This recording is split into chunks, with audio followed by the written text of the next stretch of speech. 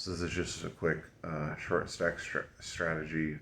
Um, how often you're going to get one of these primo hands that you would get it in with, and you can see right here there's 40 combinations of aces, kings, queens, jacks, and ace king,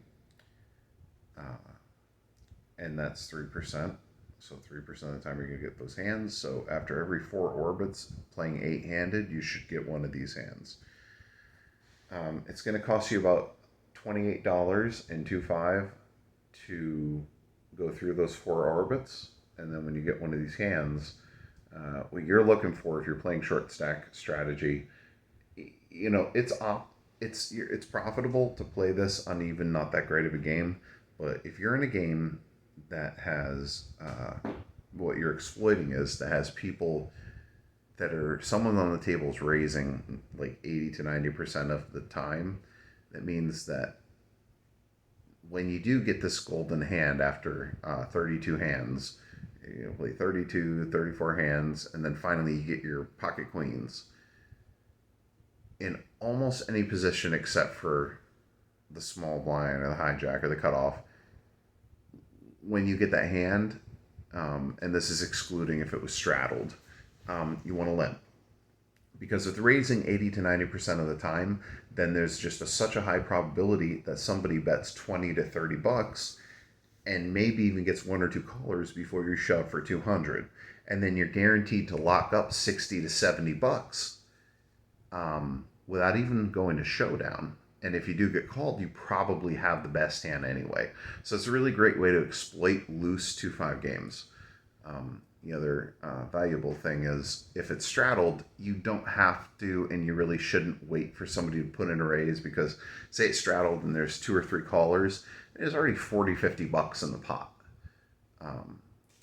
And when you go all in, you're a little more likely to get called because of the size of the pot, but also you're not having to risk nobody raising, and you're still going to have the best chance to win with this tight range.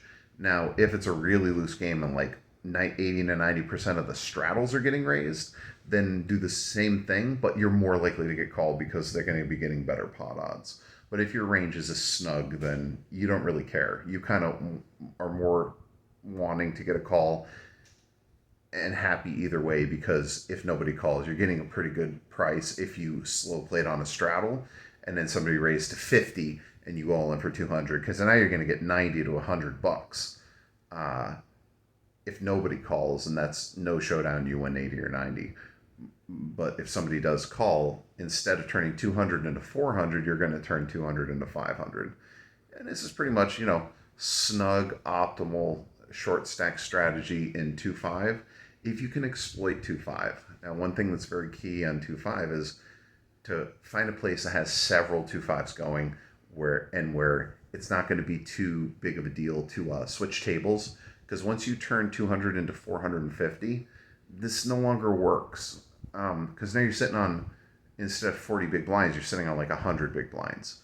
So in shoving 100 bigs, the only thing that's going to call you is going to be a better hand unless you have aces or kings. So cash out, switch tables. If you have to get back on the list, sit around, play a video game, whatever. But this is really optimal if you are starting 2.5 with about 40 big blinds.